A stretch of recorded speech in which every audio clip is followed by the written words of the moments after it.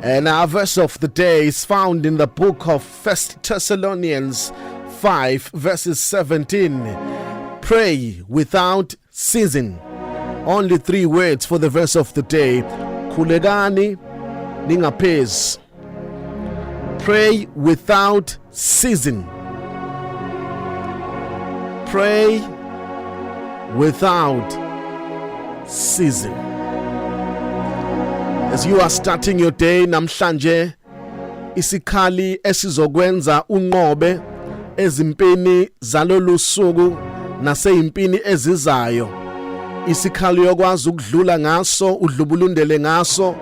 Isikhali siyokwenza uthume noma sekufika izimpi engakanani uyomiswa isikhali somkhuleko. Khulekani ningaphezi.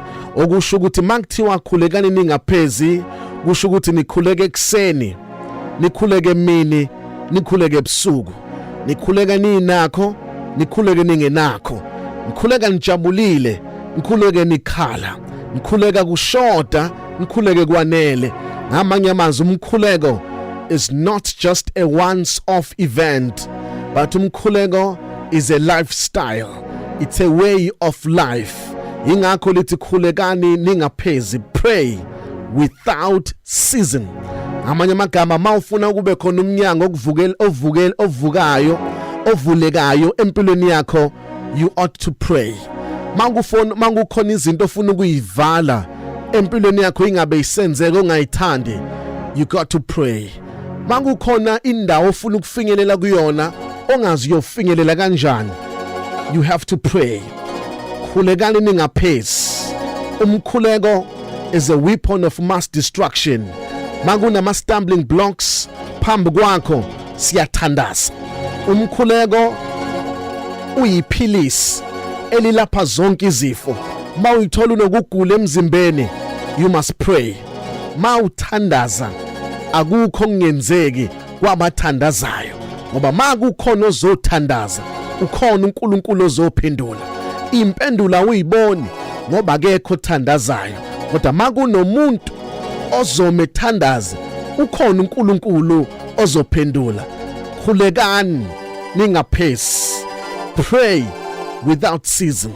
Sikhulekela konke, sikhulekela bonke, ngoba umkhuleko unamandla. Into oyifunayo ingale komkhuleko.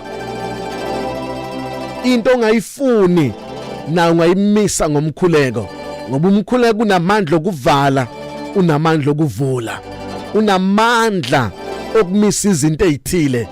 Khulekani ningaphezi. Namhlanje kuseni as you are starting your day, pray without ceasing. Mawufika emsebenzini, pray without ceasing. Mawuqala uhambo lakho, pray without ceasing. Mthandazo is a lifestyle. You pray everywhere. Awunayo location specific.